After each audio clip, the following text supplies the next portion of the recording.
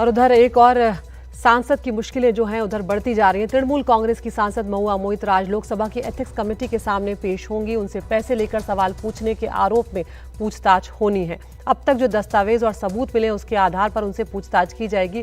अब तक गृह मंत्रालय, आईटी विभाग और विदेश मंत्रालय ने कमेटी की ओर से जो रिपोर्ट और जानकारियां मांगी गई थी, एथिक्स कमेटी को अपना जवाब इन तीनों मंत्रालयों ने दे दिया है। और सूत्रों के मुताबिक महुआ मोइत्रा पहले अपना बयान दर्ज करवाएंगे और उसके बाद उनसे सवाल जवाब होंगे।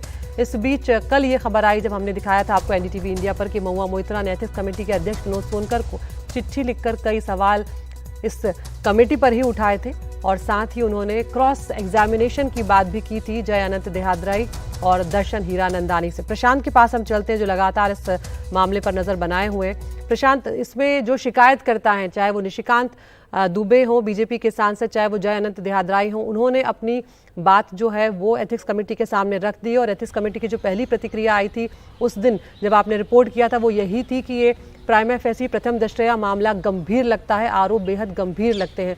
अब आज महुआ मोइत्रा के लिए बड़ा दिन।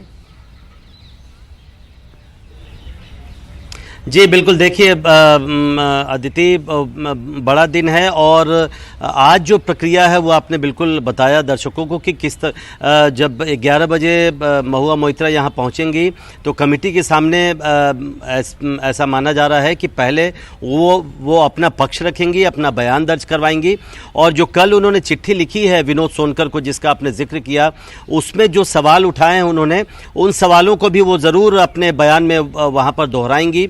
इसके अलावा जो आरोप उन पर लगाए गए हैं उन पर उनका क्या कहना है वो उन बातों को रखेंगे। लेकिन दो चीज़ें कमेटी के पास पहले से मौजूद हैं, जो साक्ष्य और सबूत और दस्तावेज जो पहले से मौजूद हैं उसके आधार पर कमेटी उसके बाद उनसे सवाल पूछेगी।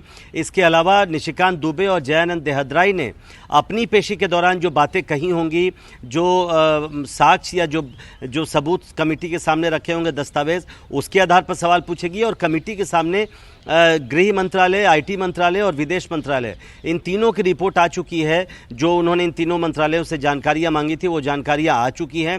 उस आधार पर भी कमेटी उनसे सवाल जवाब करेगी। तो आज 11 बजे के बाद यही सिलसिला रहने वाला है। लेकिन उस बैठक के बाद कमेटी के आगे का क्या एजेंडा होगा, क्या रूपरेखा होगी कमेटी की, ये भी देखना दिलचस्प होगा। क्योंकि महुआ मोइत्रा लगातार ये मांग कर रही हैं कि दर्शन हीरानंदानी को न सिर्फ कमेटी के सामने बुलाया जाए बल्कि उनको, महुआ मोइत्रा को, उनसे क्रॉस एग्जामिन करने का भी मौका दिया जाए। इसके अलावा जय अनंत देहाद्राई से भी अब वो मांग कर रही हैं कि उनको क्रॉस एग्जामिन करने का मौका दिया जाए। तो क्या आज की बैठक के बाद कमेटी और किसी विटनेस को बुलाने वाली है, दर्शन हीरानंदानी को बुलाने वाली है, या उसको लगता है कि अब किसी और को बुलाने की ज़रूरत नहीं है, उसी आधार पर रिपोर्ट बना सकती है? तो दिलचस्पी इस बात को भी देखने में होगी कि आखिर कमेटी महुआ मोइत्रा के डिपोजिशन के बाद, उनकी पेशी के बाद, उनको सुनने के बाद आगे क्या कार्रवाई करती है। ये आज उसके बाद ही इस पर फैसला लेगी कमेटी।